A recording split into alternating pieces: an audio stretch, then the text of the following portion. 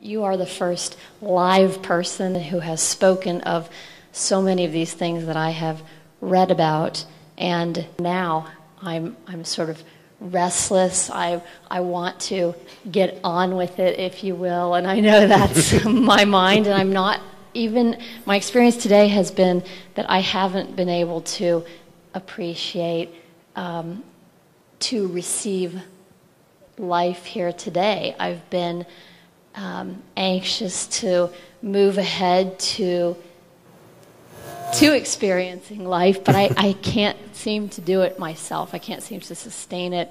Now, let's look at it through like an analogy. You're living in certain prison, let's say, there's a fort around you. Initially, if the wall is big enough, it all seems to be okay. Yes? Let's say this is 50-acre land, big wall, you lived in this only all the time, you felt quite all right.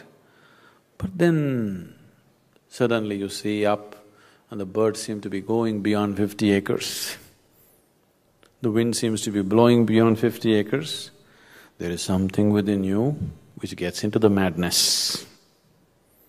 People who are around you who pretend to be sane, they all tell you, stop that nonsense, just do what you have to do here. Don't have such fancy dreams, you know. And they're telling you, the so-called worldly wise people, they're always telling you. But you cannot suppress this. If you suppress this, you will suffer. If it doesn't find expression, you will suffer. But if it seeks expression, you will suffer even more. A seeker suffers much more than others because now he knows the pain of ignorance. Most people in the world do not know the pain of ignorance. If you do not know the pain of ignorance, you have no real longing within you, isn't it?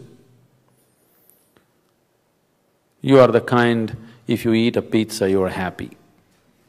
I'm not saying you should not enjoy your pizza. It's just that if you eat a pizza, you think life is fulfilled.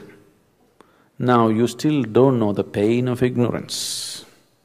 You think by eating, sleeping or indulging in this pleasure or that pleasure, life is complete. You still do not know the pain of ignorance. The pain of ignorance should tear you apart. Then the longing to know becomes intense.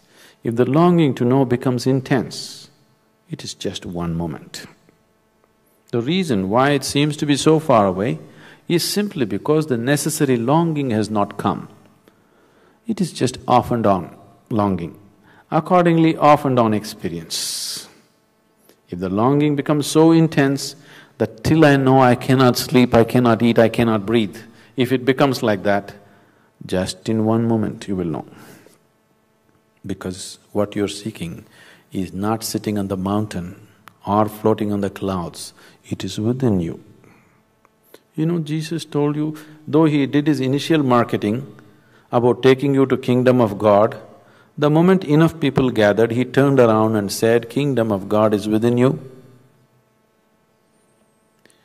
If kingdom of God is somewhere, I don't care to go there, it's okay. If it's within you and you missed it, that's tragedy, isn't it? Isn't it so? If it is somewhere up in the heaven, I don't want to go there, I'm happy in Ohio, that's different. But if it's within you and you missed it, that's true tragedy, isn't it? Right now, that's the tragedy. It's right here and people are missing it. There was a time when I first came to this, if I just looked at people, I would burst into tears. Just seeing what they're missing. Right here I am exploding with ecstasy. People are walking around with long faces and it's there in them also, I can see it right there. But they are going about totally unaware of it. I would just cry. If I see people, tears would come. Now I got seasoned and I just laugh at them because there's no other way to handle life, you know. So, one of the ways is, now there is a wall, you jump up and fall down, you have a glimpse of the outside. There are many jumping methods. We can make you jump and have you see a glimpse of it. The glimpse is shown to you because that is not the end of it, that is the inspiration. If you don't have a glimpse, then you don't have the momentum to keep it going, isn't it? Mind becomes hopeless, oh, maybe there is nothing beyond this, maybe this is all there is after all, eating, sleeping, reproducing, dying, what else is there? This is all there is to life. You'll try to convince yourself. So a little glimpse is given so that now suddenly everything here becomes stale, you want to know something there. So glimpse is only an inspiration to give you the necessary momentum to go on with life, to go on with the search and seeking. Now, jumping and looking beyond the wall was good at one time, after some time it becomes frustrating because it's just one moment looking and falling back again. So what we need to do? Now jumping is not good enough, we need to build a ladder, isn't it?